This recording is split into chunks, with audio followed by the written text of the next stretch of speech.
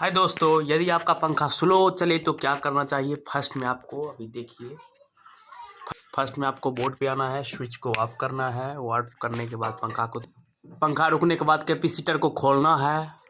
Capacitor खोलने के बाद यहाँ पे देखिए, इसको 1 सेकंड के लिए चेक करना है। किस तरह चेक करते हैं आप देख सकते हैं। ये चेक हो गया। अब इसको देखिए, इसको टच करके देखना है तो देख सकते हैं, इसका मतलब ये कैपेसिटर सही है। ये पंखा मेरा गड़बड़ है, इसको सर्विसिंग कराना है। सर्विसिंग के बाद स्पीड बढ़ जाएगा। लाइक करें चैनल।